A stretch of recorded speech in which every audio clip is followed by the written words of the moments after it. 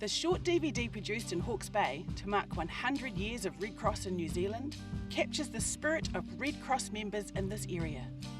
From the very early beginnings of sewing ladies arriving by horse and buggy at Wallingford in central Hawke's Bay to today's fast cars, Facebook and internet, members have worked to alleviate suffering at home and abroad. These 14 snapshots of members' experiences throughout the years is just a small sample of service so willingly given by so many over the last 100 years. Hawke's Bay's been here for a long time in terms of Red Cross, and I think it's just grown from strength to strength. And I think a lot of it stems probably from the 1931 earthquake, when Red Cross became New Zealand Red Cross. A proud history of Red Cross right throughout Hawke's Bay, with a lot of people involved for a long time. I mean, we've got 3 councillors of honour here, which is amazing. 2 have been national presidents and one's been a secretary general. I think we're very lucky in Hawke's Bay. We have great staff and great volunteers. Well, in 1959 is when I joined Red Cross, and it was something you did. It was the social event of the month. We were involved with Red Cross from the time I got married, which was 1952. There were 16 of us at that first meeting, and I thought they'd make me the secretary, but they didn't. I resisted until 1963, and then I joined up and got involved from then on. I was part of the Waihaupatoko committee. Yes, they said, well, the one thing about Gwenny is there'll be food everywhere she goes. They only had to call out for a plate, and they got tables laden with scones and everything imaginable. And of course, in those days, for country women, it was all about food. So we did catering, we did fundraising lunches, we did dog trial catering, we did progressive dinners. We had gala days, we had an annual dance every year, so that was quite good, because the men had to get involved in that. When Meals on Wheels started, I thought, what a wonderful idea. Once a month I used to come into town and do it, and brought my various small children with me. And there's one old lady we went to for years. She had a tea wagon just inside her door, and on it was a jar of jelly beans. And they'd come in the door and look. Would you like a jelly bean? Yes, please. I was the second woman president of New Zealand Red Cross, 50 years between the first one and the second one, so it was quite a shock to the system, I think, for some of them to have a woman there. But internationally, of course, I was the spokesperson for New Zealand Red Cross, so it was daunting when I look back on it, but I just took it in my stride because that's what I'd been elected to do. I went to Kabul in Afghanistan, traditionally a New Zealand head nurse, there had been, and there was just constant shelling coming into the city and going out, and you never knew, is that one coming in or going out, and you knew by the rush of patients into the hospital. So we were having hundreds of casualties every day, people coming in. So you couldn't be seen to only be helping one side. And so it was, my true exposure to what Red Cross really meant. You've got a ward of men lying there injured, and there's a soldier from the government side there and a mujahideen from that side lying there, side by side in the hospital.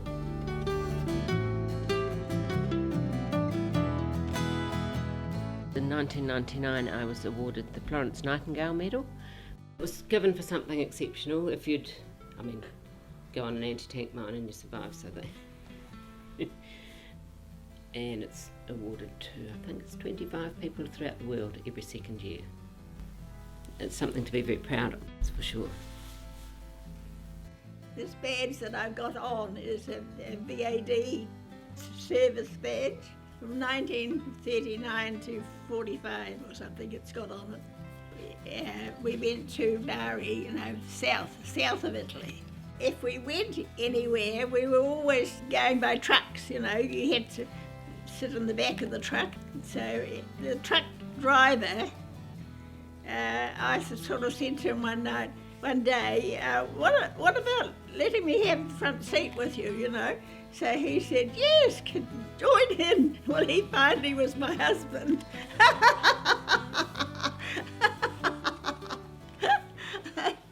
Yes. I started in 1968 from the New Zealand Red Cross, who was sending a team off to Vietnam, South Vietnam as it was called in those days during the war, to work with people who were internally displaced. And I guess it really came home to me just how people are made vulnerable in a way that I'd never really appreciated before. And I was asked to go in as Vice President, the National Vice President. And I remember saying, of course I will never be President, you need to realise. Well, little did I know, I was there for 2 years and then I became President. I got a new board and they were a fantastic group of people and, it was so exciting. I was so thrilled about it all. And then the Christchurch earthquake happened. So my role in September was through welfare, because at that stage there had been no deaths and it was smaller. For February my role changed. I've got my orange card, and if you've got your orange card you go into some light search and rescue. I felt very privileged to be able to do both, because you get to see the two sides of it all. When you're in the red zone there are no people there, it's dead, apart from the other teams. When you're in the welfare, you get to see the people, the heart of it all. I can remember about 3 days after the earthquake, the Church Road Winery rang me up and said, we would like Red Cross to come and collect at our concert on Saturday night. And can you get some volunteers? I said, sure, I'll find some. And we collected over $10,000 that night from 5,000 people. Absolutely amazing. Well, the Red Cross has been around for so long and helps others. It just simply boils down to Red Cross helps others, and that's what I like about it, because we need to help each other out. A few months after I joined up, my wife died of cancer, and particularly after that, when I was doing the community transport, a number of the folk we take in go to the senior citizens club in town, and they'd have all been, 99% of them I think were widows, and probably again 99% of them would have been 20 years older than I was.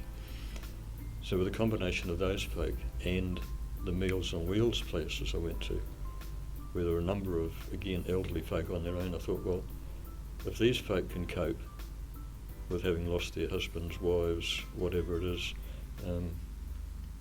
I can do it too.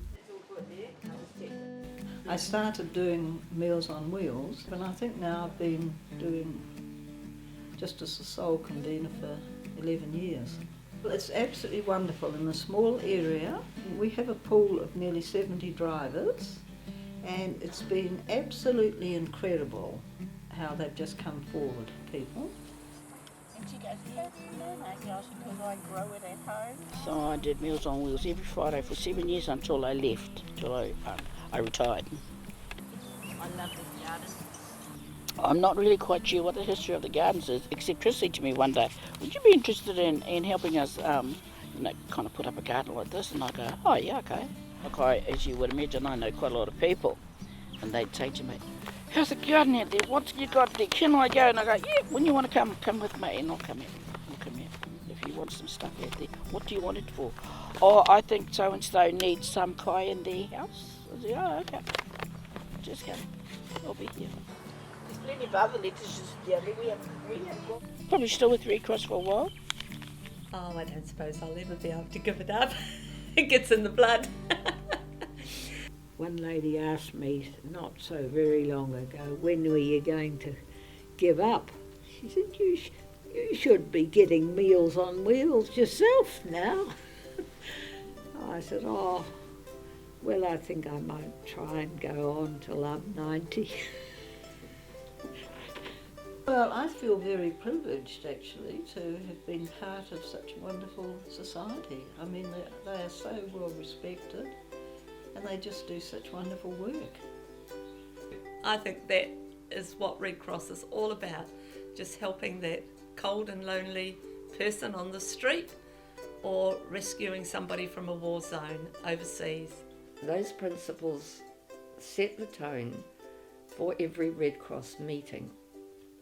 And in some essence, for some funny way, it's almost a prayer. I think it fits with my philosophy on life, to treat people equally and fairly, reaching out to people who are less privileged than oneself. I mean, you can't go dealing with other countries in a war zone trying to exchange prisoners of war if you're not neutral and impartial. And that's the crux of Red Cross work. The rest is looking after people, and that's what we do.